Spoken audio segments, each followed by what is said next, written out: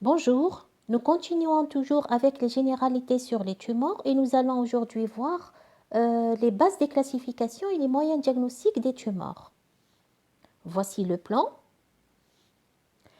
Les principaux objectifs de ce cours sont d'abord connaître les bases des classifications et de nomenclature des tumeurs, connaître également les éléments histopronostiques des tumeurs malignes ainsi que les moyens diagnostiques de ces tumeurs.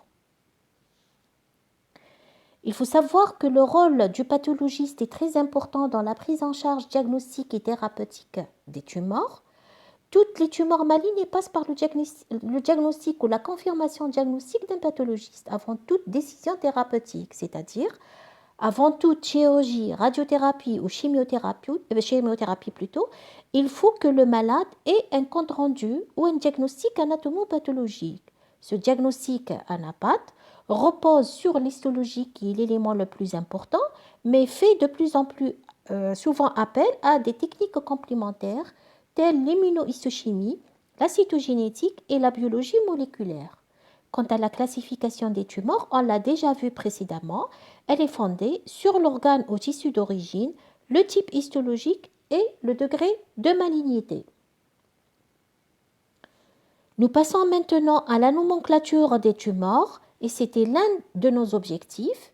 Donc il faut savoir que l'examen anatomopathologique a pour objectif d'établir le type, le grade histologique et le stade, c'est-à-dire l'extension de la tumeur et ainsi d'évaluer le pronostic. Donc ceci va contribuer à déterminer le traitement le plus approprié pour le patient.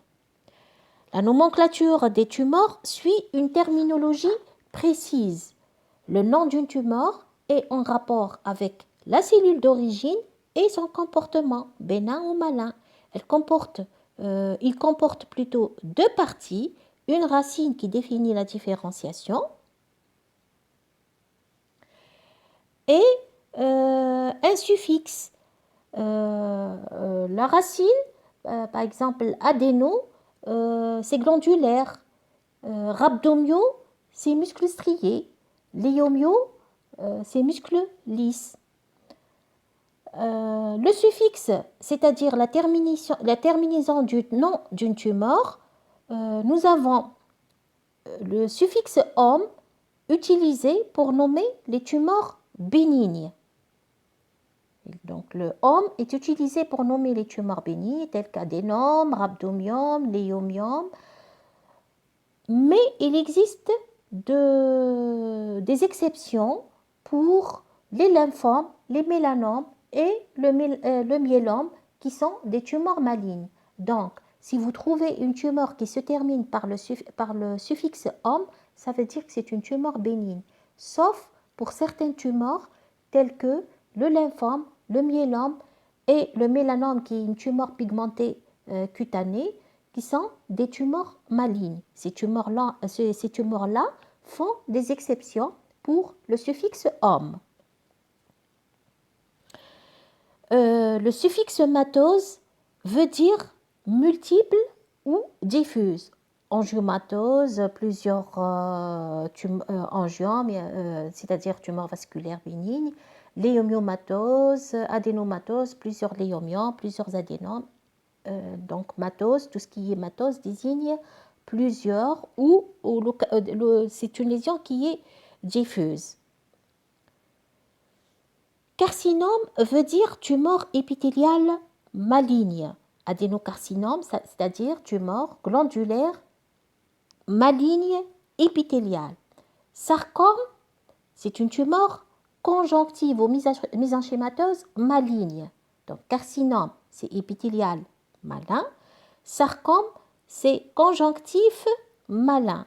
Blastome, ça désigne une tumeur embryonnaire, telle neuroblastome ou néphroblastome. Néphroblastome, c'est une tumeur rénale embryonnaire. Donc, j'espère que vous avez compris. Donc, tout ce qui est homme, c'est bénin, sauf pour le lymphome, le myélome et les mélanomes. Matose, ça veut dire que c'est une lésion diffuse ou multiple. Carcinome, tumeur épithéliale maligne. Sarcome, tumeur conjonctive ou mésenchymateuse maligne, blastome, tumeur embryonnaire.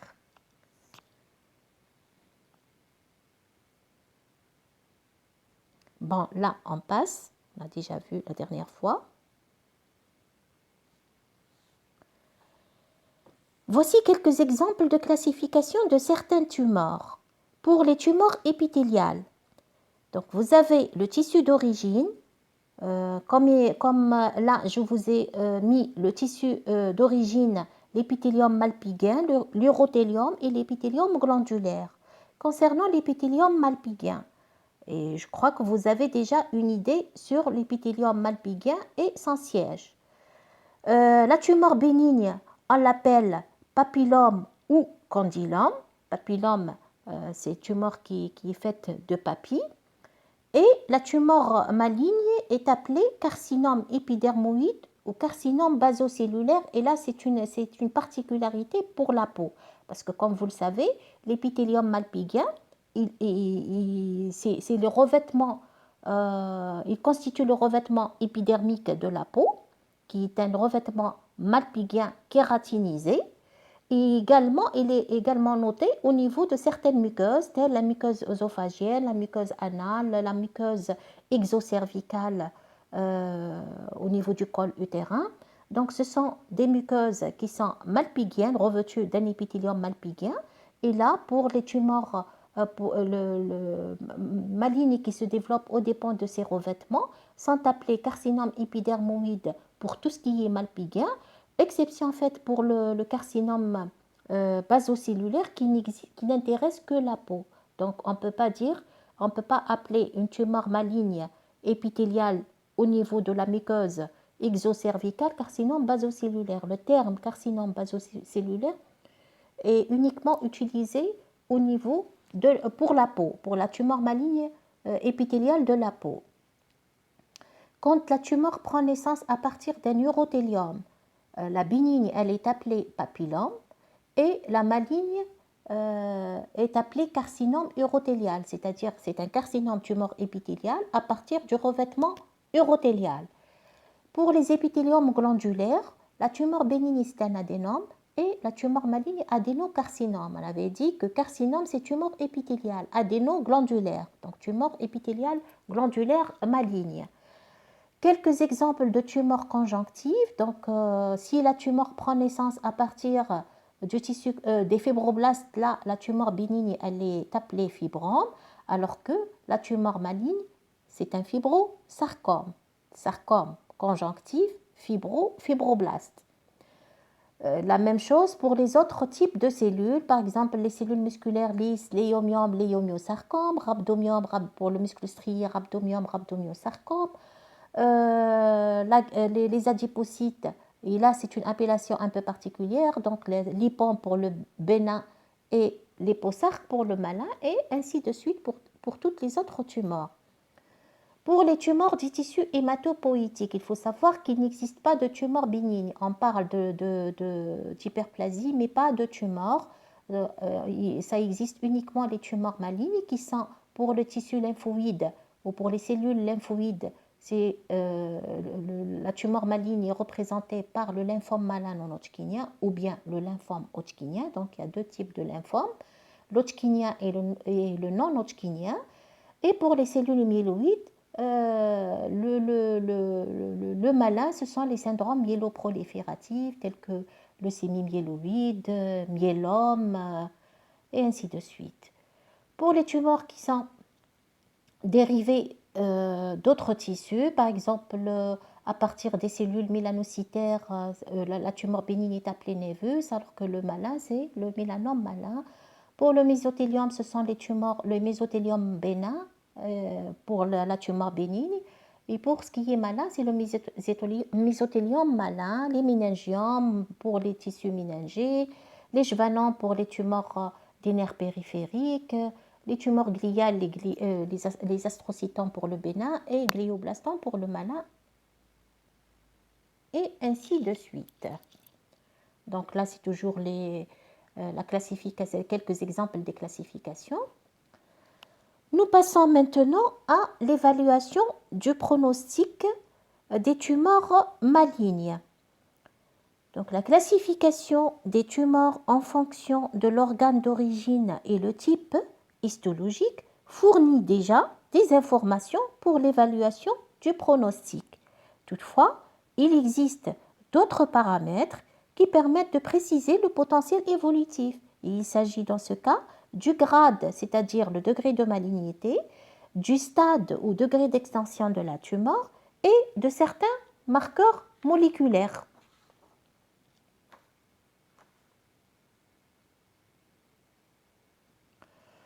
Pour le grade d'un cancer repose sur des critères histologiques tels le degré de différenciation tumorale, l'activité métotique, le degré d'atypie cytonucléaire ou l'extension de la nécrose. Il est défini différemment selon l'organe.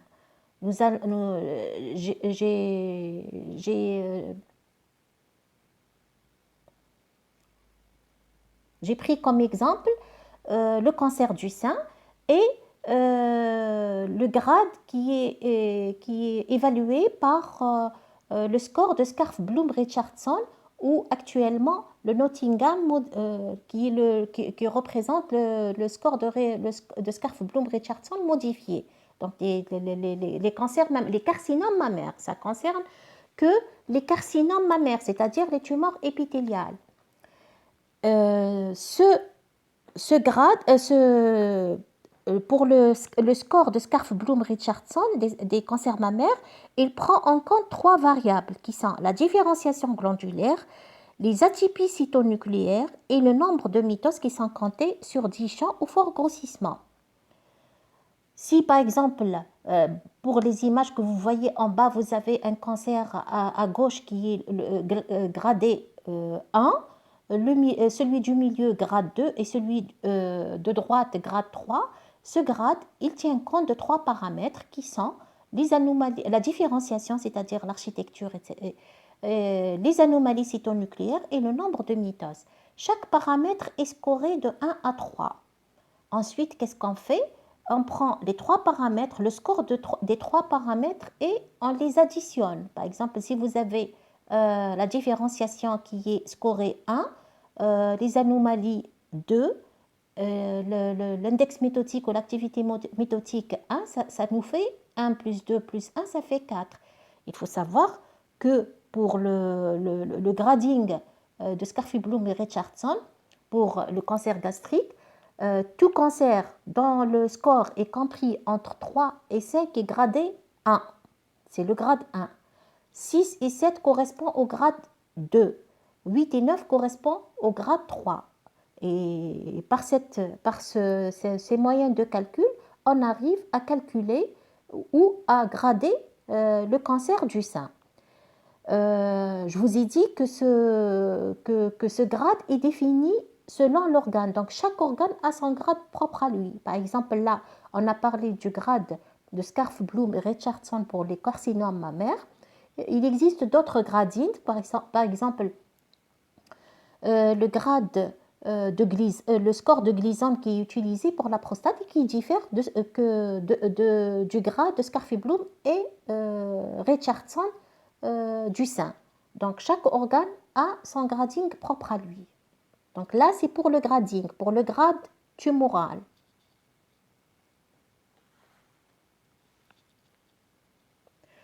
Le stade où le degré d'extension du cancer est défini selon le système de stratification internationale TNM. Il est basé sur la taille de la tumeur primitive et ou son extension aux tissus et organes de voisinage, l'importance de la dissémination aux ganglions lymphatiques et la présence ou l'absence de métastases. Pourquoi? Pour le T, on parle de la taille de la tumeur ou son degré d'extension.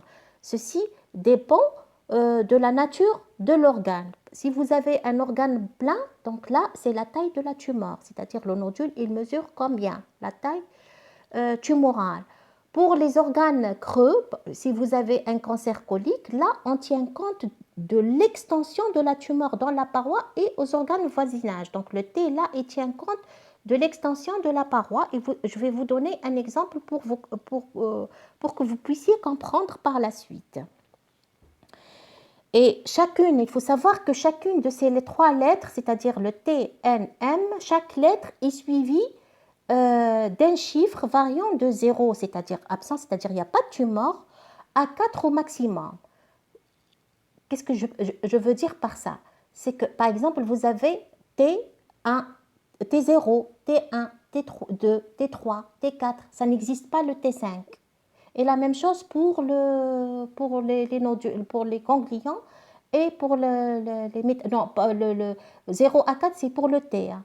Le N et M, c'est autre chose.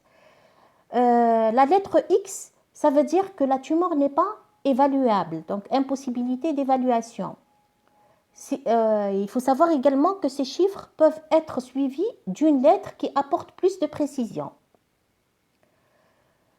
Le stade TNM, il peut être établi par le clinicien, par le pathologiste, la radiologue, donc tous les médecins.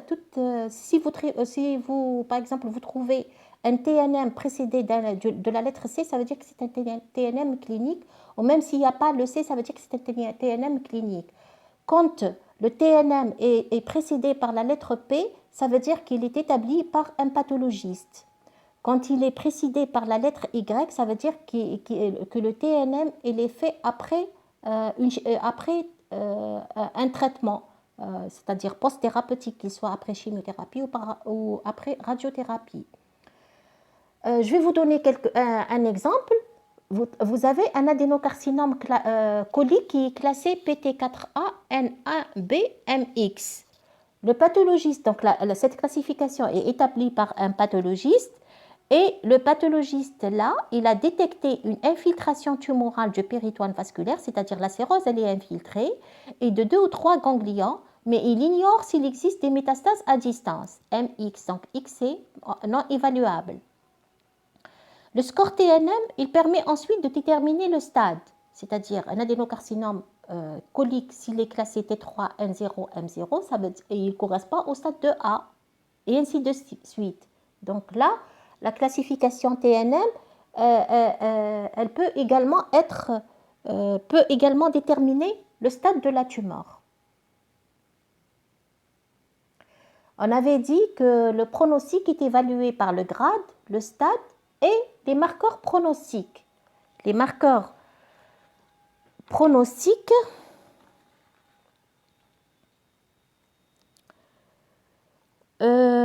donc ces marqueurs sont définis par des techniques d'immunohistochimie, par la cytométrie en flux, par les techniques d'hybridation in situ et de biologie moléculaire, et ils permettent de préciser le pronostic spontané de la tumeur ou de prévoir une réponse à un traitement. Donc ces marqueurs, ils permettent de préciser le pronostic ou bien de prévoir une réponse à une thérapeutique bien précise. Les marqueurs pronostiques, donc parmi les marqueurs qui précisent le pronostic de la tumeur, par immunohistochimie, vous avez l'expression par exemple de l'anticorps BCL2 qui est corrélé à un mauvais pronostic dans le cas des lymphomes diffus à grandes cellules. Donc si on trouve une expression de BCL2, ça veut dire que le lymphome est de mauvais pronostic.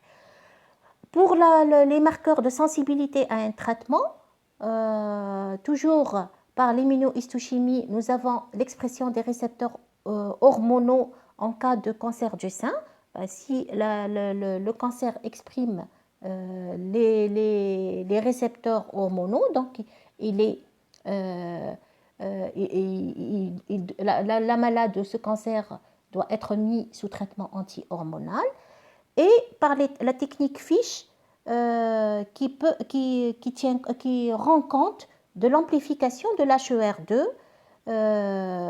Donc, s'il y a une absence d'amplification de l'HER2, ça veut dire que il n'y a pas de réponse, le cancer ne répond pas à la thérapie ciblée, à l'herceptine, donc ce n'est pas la peine d'utiliser l'herceptine pour traiter le cancer. Donc là, c'est pour les marqueurs de sensibilité au traitement. On passe maintenant aux moyens diagnostiques, anatomopathologiques bien sûr. Et comme nous l'avons déjà dit avant, donc l'examen anatomopathologique ou l'étude anatomopathologique a pour but de préciser la nature histologique de la tumeur, son agressivité potentielle, son pronostic et sa capacité à des traitements spécifiques.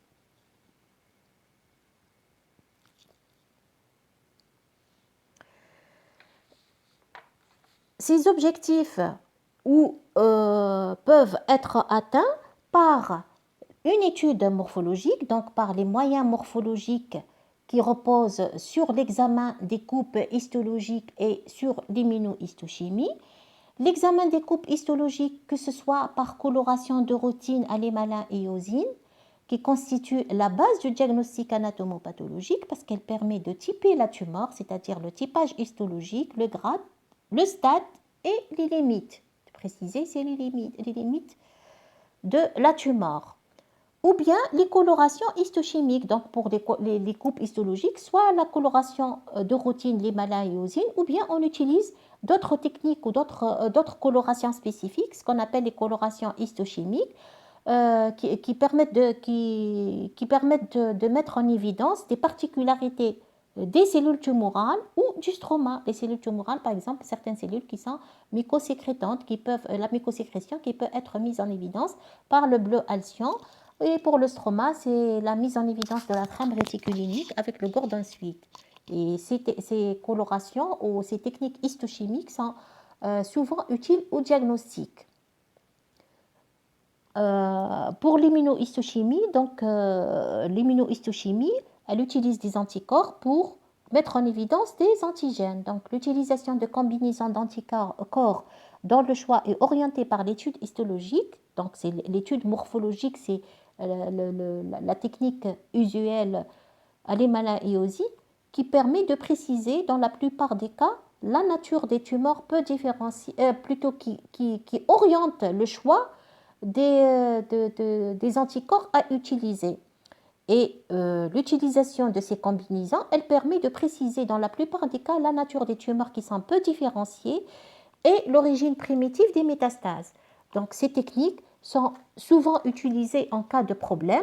Quand on a par exemple un cancer qui est très peu différencié et on n'arrive pas à l'étiqueter convenablement, on doit, par exemple, quand une tumeur elle est très indifférenciée, on n'arrive pas à différencier entre un carcinome ou un sarcome ou bien un lymphome. Dans ce cas, on utilise l'immunohistochimie pour qu'elle nous aide à préciser le diagnostic. Également, quand on a une métastase et le primitif est inconnu, là aussi, on est obligé de chercher l'origine de cette métastase et on va s'aider de l'immunohistochimie. Des anticorps permettent de déterminer la nature des filaments intermédiaires du cytosquelette des cellules. Donc, il y a plusieurs types d'anticorps. Il y a des anticorps qui permettent de déterminer les filaments intermédiaires de la membrane cytoplasmique. Parmi ces anticorps, vous avez la cytokératine ou les filaments de cytokératine dans les cellules épithéliales, les filaments de vimentine dans les cellules conjonctives, d'esmine dans les cellules musculaires, les neurofilaments dans les cellules nerveuses.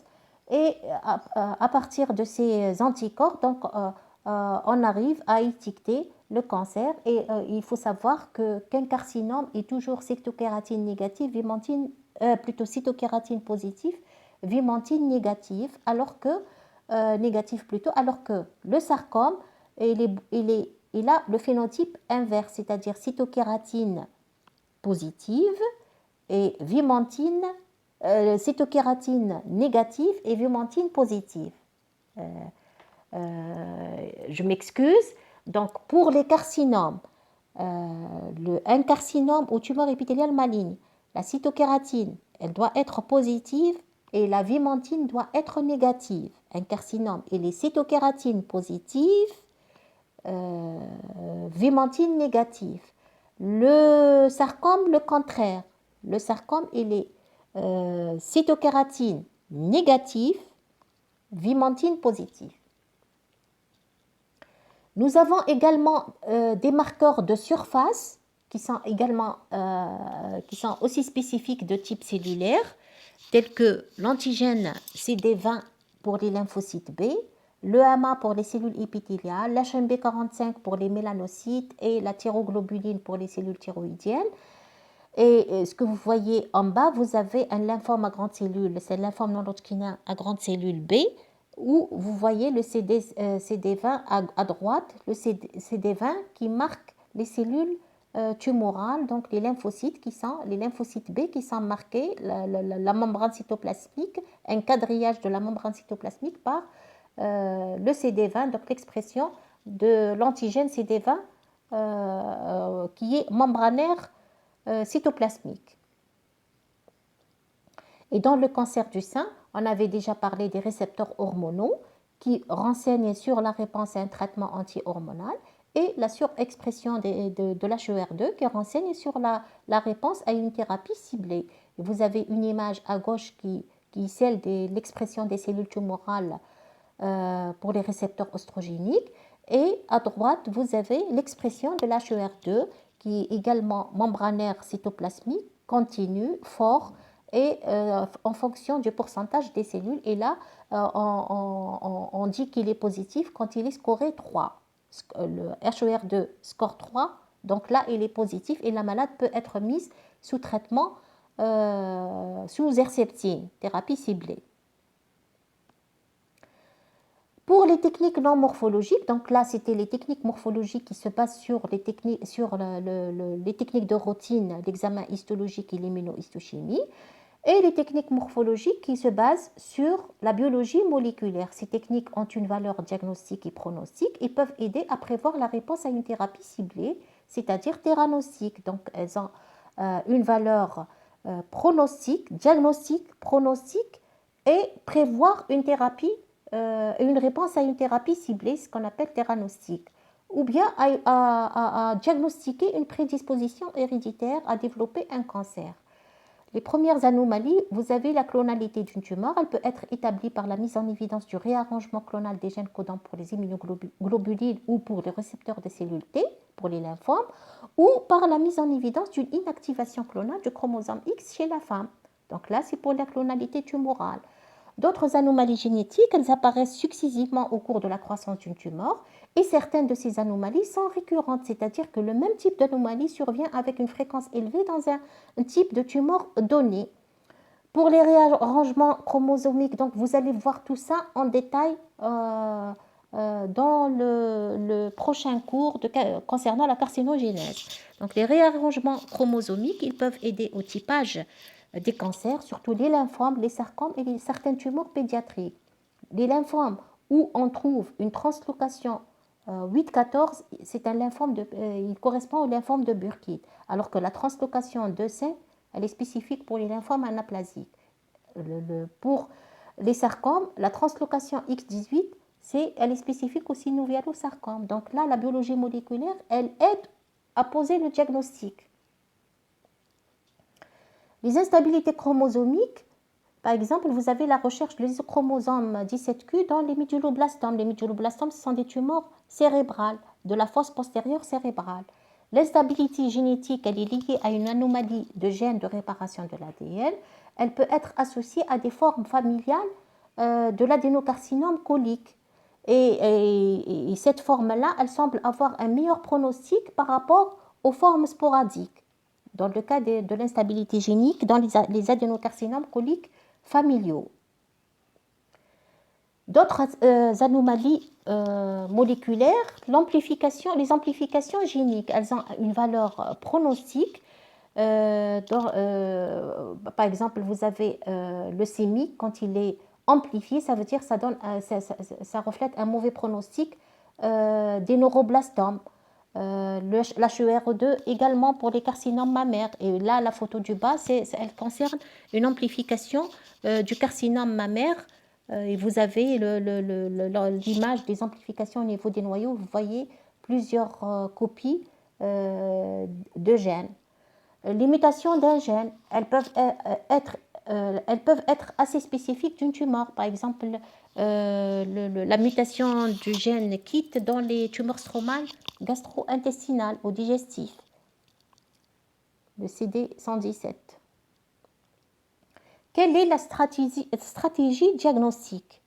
Donc, l'objectif de la prise en charge médicale d'un patient atteint d'un cancer est de le traiter le mieux possible et au moindre coût. C'est ça la stratégie diagnostique. Donc, d'abord, l'objectif, c'est la prise en charge médicale le mieux possible et au moindre coût. Le diagnostic anatomopathologique avec au minimum un typage de la tumeur est nécessaire avant le traitement. Ceci nécessite le plus souvent un geste invasif qu'il faut mettre en balance avec les risques et l'intérêt pour le patient. Par exemple, si vous avez sur le plan clinique, le diagnostic peut être posé cliniquement du cancer, donc ce n'est pas la peine d'aller vers la biopsie dans certaines circonstances. Par exemple, vous avez un malade qui a une cirrhose du foie, qui développe des nodules et vous avez une élévation de l'alpha-fetoprotéine. Dans ce cas, vous n'avez pas besoin, c'est un cancer à 100%, donc on n'a pas besoin de faire une biopsie qui peut être néfaste pour le malade. Donc là, la stratégie, elle dépend c'est du cas par cas. Les types de prélèvements. Quels sont les types de prélèvements qu'on peut avoir pour poser un diagnostic de tumeur, les différents types de prélèvements. Donc le choix du type de prélèvement est discuté en fonction d'abord du patient, c'est-à-dire son état général, ses antécédents, etc., des hypothèses diagnostiques et des possibilités thérapeutiques. Donc, il y a 3 éléments qui nous permettent de choisir un type de prélèvement. Vous avez l'état du malade, le malade en lui-même, vous avez les hypothèses diagnostiques, est-ce qu'on pense à une tumeur ou on pense à autre chose, et les possibilités thérapeutiques. Les différents types de prélèvements peuvent être soit cytologiques, soit tissulaires. Les prélèvements cytologiques, ils sont moins invasifs, ils peuvent être rapidement obtenus, utiles pour déterminer le geste le plus approprié pour la suite de la démarche diagnostique, par exemple biopsie, chirurgie, chimiothérapie première, etc. Mais ils sont parfois suffisants pour décider de la thérapeutique. Mais il faut savoir que les données cytologiques, dans la plupart des cas, ils ne sont pas formels. C'est l'examen histologique qui donne le diagnostic de certitude. Donc la cytologie, elle peut orienter le diagnostic, mais elle ne peut pas être toujours formelle pour le diagnostic d'une tumeur. Les prélèvements tissulaires qui peuvent se faire soit par voie endoscopique, par exemple, vous faites une endoscopie, une fibroscopie, et là, on prélève, on fait un petit prélèvement biopsique. Donc, ces biopsies par voie endoscopique, elles sont peu invasives et permettent souvent un diagnostic. Le résultat est fiable et l'ensemble du traitement peut être fondé dessus. Donc là, le traitement peut être fondé sur la réponse histologique de la biopsie. Les biopsies d'organes profonds, elles constituent une alternative pour les organes pleins et généralement, elle se fait sous contrôle échographique ou scanographique. Donc, on fait une biopsie d'un organe profond, tumoral, sous contrôle échographique ou scanographique. On prélève des carottes et on les envoie en anapathe pour faire la lecture. Les prélèvements chirurgicaux, ils sont les plus invasifs. Il faut distinguer les prélèvements à visée uniquement diagnostique et les résections à but thérapeutique. Et c'est sur ces résections où on peut fournir plus d'informations concernant le stade tumoral, etc. La stratégie diagnostique, elle nécessite également une collaboration au sein de l'équipe médicale. Donc, le médecin qui effectue un prélèvement au vu d'un examen anatomopathologique doit toujours garder à l'esprit que celui-ci doit permettre de faire le diagnostic. Donc, ce prélèvement doit être aussi représentatif possible de la tumeur, acheminé dans les conditions appropriées et associé à des renseignements cliniques ou des informations cliniques. Donc, il faut prélever là où il faut. Il ne faut pas aller là où il y a la nécrose et prélever, ou bien prélever à côté de la tumeur. Donc, il faut que le prélèvement, et en plus, il faut ramener un échantillon qui est représentatif. On ne fait pas une petite biopsie superficielle et on cherche le cancer. Donc, le prélèvement doit être le plus représentatif possible. Et également, il doit être acheminé dans des conditions de fixation les plus appropriées et accompagné d'une fiche de renseignement. Après avoir fait une synthèse des lésions macroscopiques, microscopiques et des altérations moléculaires, le pathologiste confronte ses conclusions avec les données qu'il a reçues du clinicien, les données radiologiques, biologiques, afin d'établir un diagnostic définitif. Donc, le pathologiste, il doit confronter ce qu'il trouve comme lésion anatomopathologique avec toutes les données cliniques, biologiques et radiologiques, afin de donner un diagnostic définitif plutôt. Donc là, c'est pour cela qu'on dit qu'il faut qu'il y ait une collaboration. Et, et généralement là, c'est ce qui se passe chez nous actuellement dans les RCP, les réunions de concertation pluridisciplinaire. Donc on se réunit pour chaque spécialité et on voit chacun donne son avis pour établir la thérapeutique la plus appropriée pour le malade. Et on termine par une petite conclusion.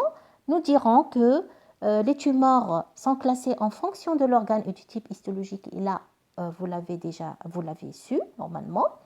Que l'examen anatomopathologique doit évaluer le potentiel évolutif et pour les tumeurs malignes, le stade et le grade de la tumeur. Que la classification et la caractérisation des tumeurs nécessitent l'examen d'un prélèvement tissulaire biopsique ou chirurgical, que le diagnostic est réalisé sur coupe histologique colorée à l'Himalaya et aux îles, et complété par des techniques complémentaires, et que la stratégie diagnostique nécessite de bien connaître les avantages et les limites de chaque méthode, et qu'il faut qu'il y ait une discussion entre les médecins traitants et le médecin pathologiste pour la mise en œuvre d'un traitement et parfois même pour le choix d'une stratégie diagnostique. Et je vous remercie.